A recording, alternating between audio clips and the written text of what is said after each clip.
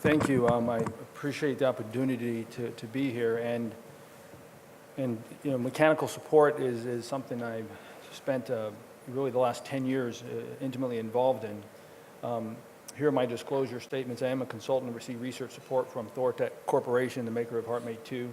Served as consultant for the FDA and NHLBI regarding mitigating pump thrombosis. And I will provide a brief overview of some of the investigational devices.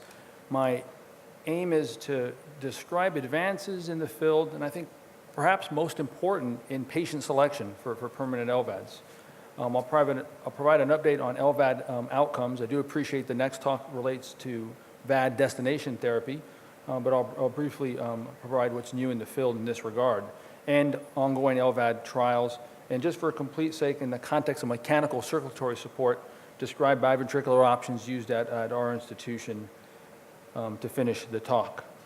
And so as I mentioned earlier, we have a robust advanced heart failure team, and see formally around 350 patients annually referred for concerns about having end-stage disease. And probably much like at your centers, we have a medical review board where we meet once to twice a week to be clear about whether our patient has end-stage disease, and if so, what's the next best strategy, either a strategy to directly to transplant or the use of an LVAD as bridge to transplant or LVAD. And really it's a careful assessment of the projected benefits versus risks in terms of the strategy used.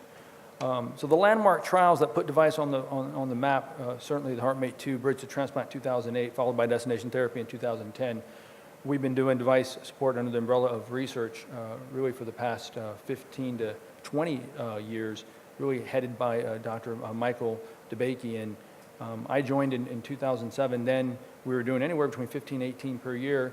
Now our VAD annual census typically is around 55 to 58 implants per year.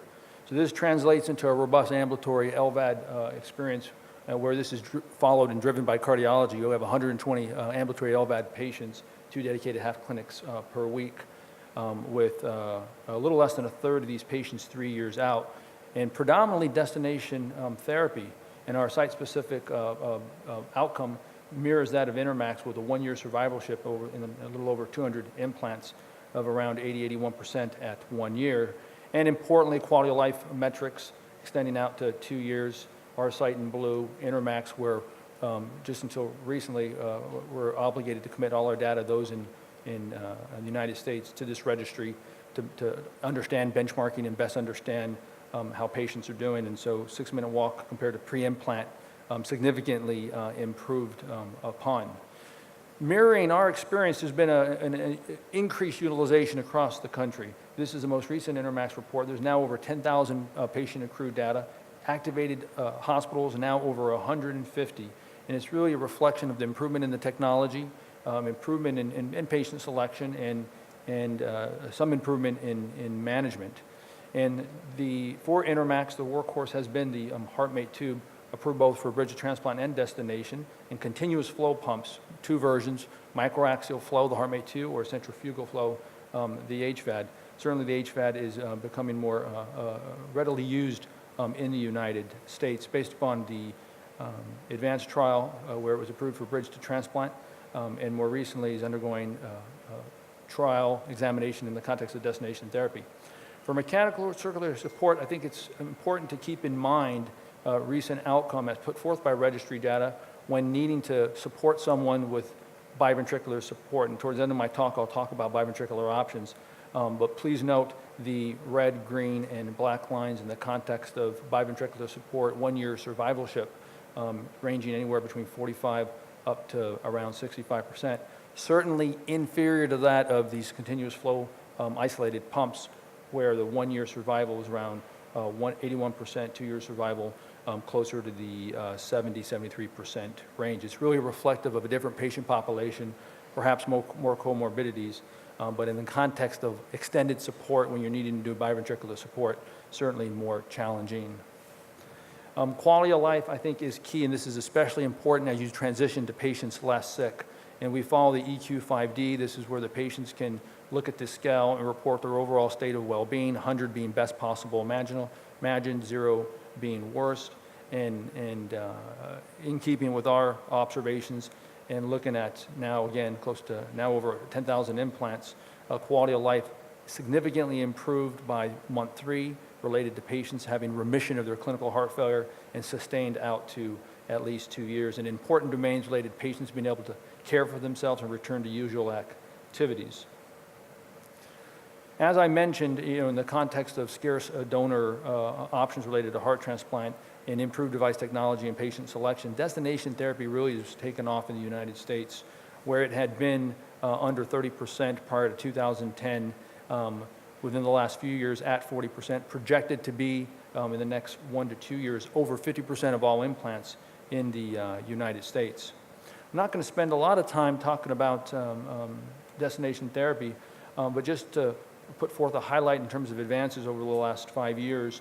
The HVAD is centrifugal. Blood comes in from the left ventricle, leaves out a right axis. This is a hybrid hydrodynamic pump without bearings. Durability is planned to be very, very good. It was approved for bridge transplant in 2012. So without a pump pocket and with a secured inflow within the apex, positioning is projected to be very good. That's in contrast to the HeartMate 2, which is subdiaphragmatic. This is axial flow physiology, where blood comes in parallel to the impeller and leaves on the same axis and is delivered in a fashion for both to the ascending aorta. Frank Pagani just recently presented in Nice at the ISHLT the results of the prospective randomized trial to compare the effectiveness and safety of the HVAD compared to the control or HeartMate 2 in patients not eligible to transplant. And based upon the primary endpoint, survival at 2 years free from disabling stroke, there was non-inferiority demonstrated between these two pumps. In the context of bridge to transplant, where devices really helped us tremendously is in waitlist mortality. My friend and colleague Joseph Stellick in the Utah group put forth a nice analysis of the UNOS database, looking at morbidity and mortality in over 33,000 heart transplant candidates, divided it in 2 eras with the idea of trying to focus in on what's the current waitlist mortality in the continuous flow era, again, after the bridge to transplant landmark trials in 2008. What he nicely demonstrated on this graph was that compared to patients that are outpatient listed status 2, and for us that means not dependent on inotrope, not needing to be in the hospital, but advanced heart failure features sick enough to be on a transplant list. That's highlighted in this green line by this Kaplan-Meier curve. Patients in the current era of continuous flow LVADs, these patients supported by the LVADs are doing just as well as measured out to 400 days, to where the waitlist mortality on a per month basis is significantly lower compared to the older versions of the pumps. And so devices in the context of bridge transplant have helped us in that regard. And when you look at Intermac's registry data, survivorship at 1 year is as high as 88%. And these patients tend to have less comorbidities compared to a destination therapy cohort, but it is reassuring in terms of how long these patients are living compared to their projected survival. And tomorrow we're going to spend a lot of time talking about end-stage disease and projected prognosis. But for these cohort of patients, which are predominantly either Intermax 3, inotrope dependent, or have worsening heart failure, projected survival is significantly less than 88%. So outcome data regarding advanced ambulatory heart failure really stems from Intermax, which I'm mentioning. Metamax, just want to show you a few slides to capture what the natural progression is in patients that are potentially VAD eligible. One slide about post-approval HeartMate 2 LVAD study, then I'll focus in on the most recent prospective observational study as an advancement in the field in terms of understanding benefits and risks in ambulatory non-inotrope dependent populations. I won't go over the Retired Revive It trial, which was an NIH initiative in collaboration with Michigan and industry, Thoratec. It's turned into a registry which is now ongoing. So as I mentioned earlier in the acute shock discussion, certainly those patients that are the sickest of the sick, failing inotropes or crash and burning with severe refractory cardiogenic shock, their projected prognosis in-house is very, very poor. But these patients as a cohort don't do as well post-implant with survivorship early, and that extends out to 1 to 2 years. And they have the put forth the most challenge in terms of length of stay and challenges with RV failure, given that they're sick on the front end. When you look at patients that have the stigmata for end-stage disease but are ambulatory INTERMACS 4 through 7, and when you look at INTERMACS registry and post-marketing approval study put forth by Lily Jordan, more recently published in JACC, these patients have improved survival at early postoperatively and at 1 year compared to patients that are sicker. So it really begs the question on a potential efficacy advantage in this patient population. And the community has transitioned to do less critical cardiogenic shock patients, in part for these reasons, where pre-2008, 1 in 3 patients were an overt shock taken for surgery, whereas today, based on INTERMACS, that's more like 1 out of every 5 patients or less. Now, looking at MEDIMACS, this was designed a really registry to track patients and their changing profiles over time to best understand survival, function, quality of life, and eventual consideration for LVAD. 10 hospitals initiated in 2012. And I'd like to present the preliminary pilot data. This was provided to me by my colleague Jeff Tuderberg in Pittsburgh. It included patients that had high-grade symptoms, shortness of breath at rest or with minimal exertion, significantly depressed EF, surrogate advanced heart failure in terms of recent admission over the past 12 months, with other high-risk surrogates, either 2 hospitalizations or, if 1 hospitalization, compromised functional capacity. We know being able to walk less than 300 meters is a significant red flag, or, as we talked about in earlier discussions, biomarkers that were suggestive of a greater underlying severity of disease. And based on the preliminary pilot data, when you look at event-free survival, free of urgent transplant, need for urgent LVAD, or death at 12 months in this, again, ambulatory outpatient population, 56% at 1 year, which is really reflective of a sick cohort, perhaps sicker than we had once appreciated. And when you break that down in terms of INTERMACS profiles, those patients, again, non-inotrope dependent, referred to advanced heart failure centers like ours and yours, who have rest, shortness of breath, event-free survival, dismal, 28% at 1 year. Even those with shortness of breath with minimal exertion, 64% in INTERMACS 5. So there's certainly a projected survival advantage that extends to those that are ambulatory. The real concern with current device technology is the adverse event profile. And this is a humbling slide, which I'm sure some of you have seen, based on the 5th INTERMACS report, where at 1 year, the freedom from infection, bleeding, device malfunction, stroke, or death, really with an LVAD, is only about 30-35%, where the majority of patients will have one of these major complications. So when you take it into consideration, on one hand, potential survival advantage even in those less sick, but given the breadth of adverse events that certainly define the technology where we're at now, there's certainly room for improvement in technology, perhaps patient selection and patient consistent management. 80% of all LVADs are for INTERMACS 1, 2, or 3, for those reasons. And there's a lack of prospective data up into the roadmap trial. I had the opportunity to present this in Nice at the most recent ISHLT, and this is available for formal review in the October publication of JACC. This was a 41-site initiative to best understand safety and efficacy in an observational trial, LVAD compared to optimal medical management in those not deemed inotrope dependent. And our site led in terms of recruitment.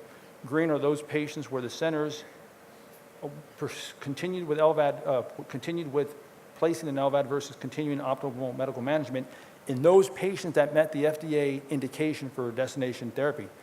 It really reflects the heterogeneity and bias, if you will, from different institutions and whether one should pursue medicines or one should pursue device therapy in these non-inotrope dependent patients. So again, prospective, multi-center, non-randomized, in patients who met the FDA approval with a primary objective to evaluate and compare the effectiveness of LVAD support versus optimal medical management.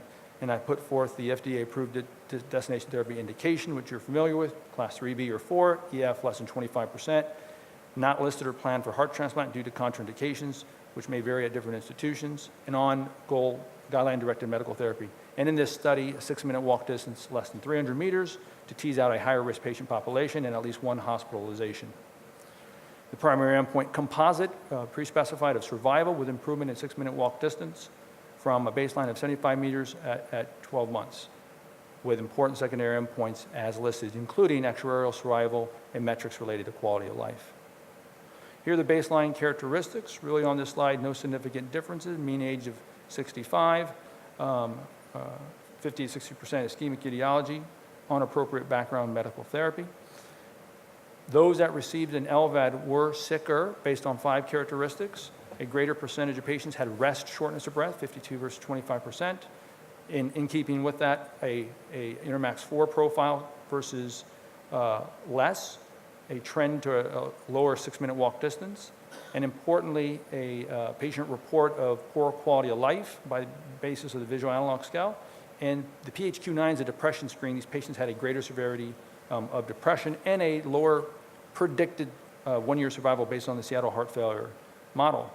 These patients that received an LVAD pre-enrollment, majority were telling us that they were not or slightly satisfied with their quality of life, whereas those that were perhaps less sick were telling us that they were moderately to extremely satisfied, 52%. Patients that went on for LVAD support really wanted to improve a chance to live longer, improve quality of life, and heart failure symptoms. Here's the primary endpoint. 39% reflected in the green bar compared to 21% met the primary endpoint alive at 12 months on original therapy, with an increase in 6-minute walk distance by 75 meters, predominantly driven by the use of delayed LVADs in the OMM group. No significant difference in intent to treat in terms of survival. Death within 1 year was the same in both groups. Event-free survival, 80% compared to 64% in the OMM group, being alive and free from LVAD or urgent transplant. Perioperative mortality exceedingly low, lowest of that in the peer-reviewed literature at 1%. Important secondary composite endpoints that we defined: post hoc, alive at 12 months, with at least improvement in 1 New York Heart class, improvement in the EQ5D visual analog scale and depression screen based on these cutoffs. And as you can see, significantly greater in those that were supported by LVADs compared to optimal medical management. Their adverse events were more common in those on LVAD, predominantly bleeding. 2/3 of all bleeding was related to GI bleeding, which is about 35% at 1 year in terms of prevalence. Stroke in the LVAD group in this cohort of patients was around 10 to 11%. Hospitalization is very common in both groups. So when you look at the forest plot to weigh benefits and risks, I think it's important to keep in mind the projected survival in terms of event-free and these quality of life metrics, but in the context of more adverse events in this patient population. So we're advocating not that you implant an LVAD or pursue optimal medical management in patients with high-grade symptoms, but you position yourself, certainly those with poor functional capacity that are telling us that they're not satisfied with the quality of life, to have a conversation about these projected benefits and risks. This is much more pronounced in those with Intermax 4 compared to less severe heart failure. Now, the adverse events, more recent FDA report, significant for pump thrombosis for the HeartMate 2 by 3 centers, about 8%, and based on endurance, 28% prevalence at 2 years in the HVAD. So where is the field going? This reflects the upcoming trials, the Reliant Heart, a modification of the Micromed, which was the first continuous flow pump placed in Germany in 1998. The Momentum 3 trial is ongoing, and that has, in my mind, the greatest underlying improvement in technology. Full maglev technology creates an artificial pulse, the largest gaps, to create the best interaction of blood coursing through the pump, minimizing shear stress, to hopefully minimize the adverse event profile that defines current technology. Projected to be in randomized over 1,000 patients, which will be the largest LVAD study to date, designed to best understand safety and efficacy. HeartMate 3 compared to the HeartMate 2 randomized. And in the context of time, very important preliminary data based on the European experience. Pump malfunction, thrombosis, hemolysis, 0%, first 50. Intriguing, we'll have to see what the HeartMate 3 trial shows, but I think it's very encouraging. Biventricular support, we have the Thoratec PVAD, total artificial heart. We have used compassionate use HeartMate 2s. In my mind, the total artificial heart is probably the best durable platform associated with the best bridge to transplant compared to the other BiVAD strategies, currently approved for DT under a humanitarian use device exemption. So in summary, devices with LVADs, all comers around 75 to 80%, certainly better in those with a bridge to transplant compared to destination therapy where there's more comorbidities. Quality of life metrics extending out to 2 years look very good. Destination therapy is growing. I think the adverse event profile needs to be worked on. I think with roadmap guiding us in the context of evaluating earlier patients is key, and keeping in mind biventricular support options for those with biventricular failure where isolated LVAD seems risky. I appreciate your attention.